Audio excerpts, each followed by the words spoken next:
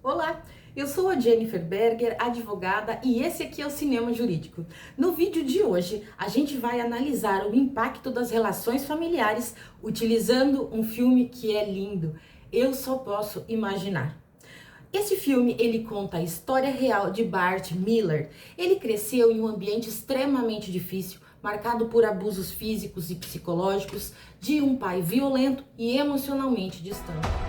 Quando eu tinha 11 anos, minha vida era difícil. Cadê a mamãe?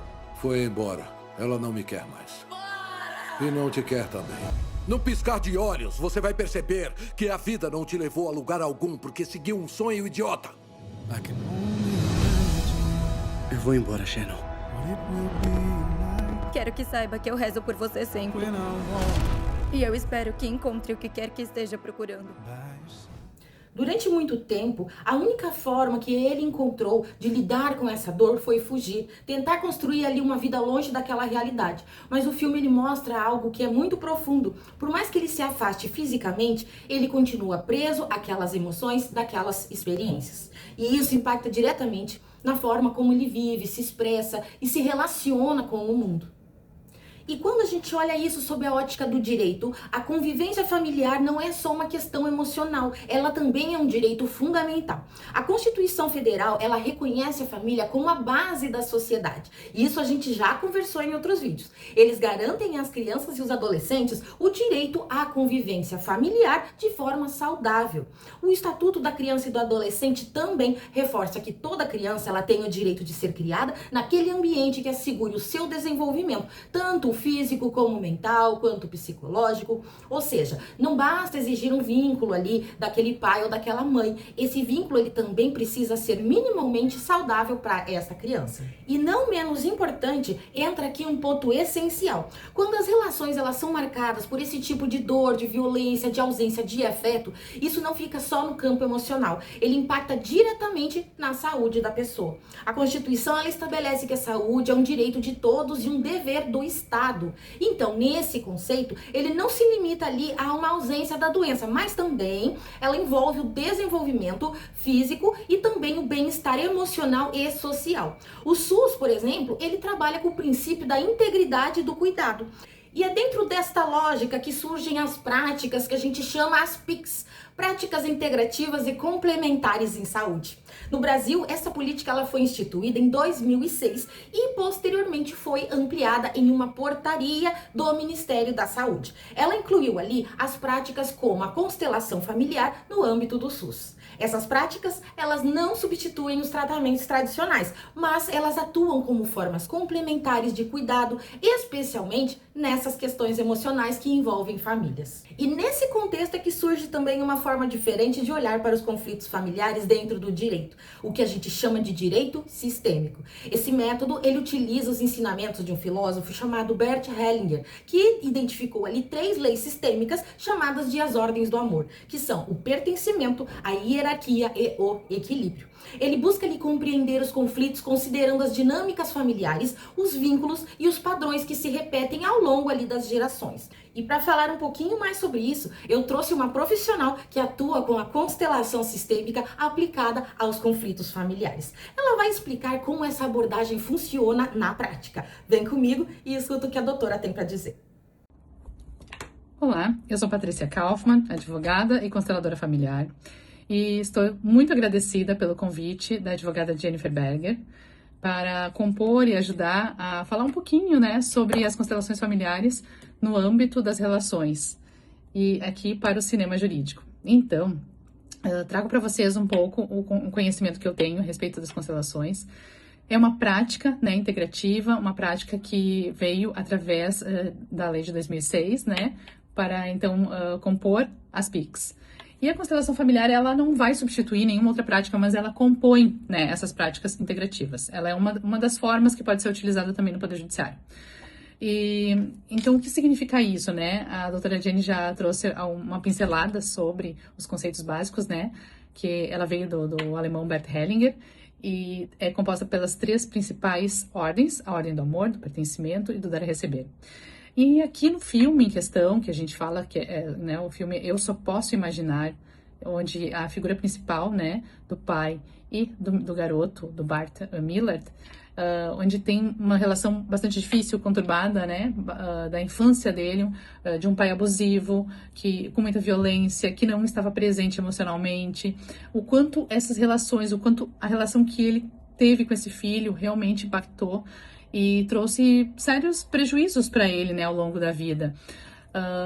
Ao final, para quem vai assistir, né, não quero falar exatamente tudo que acontece, mas ao final eles conseguem se reconciliar, né, mas nem sempre é assim. Mas o mais importante, assim, que é o aspecto da constelação que ela avalia nesse sentido, é o que uma relação problemática pode fazer e tornar abusiva aquela relação.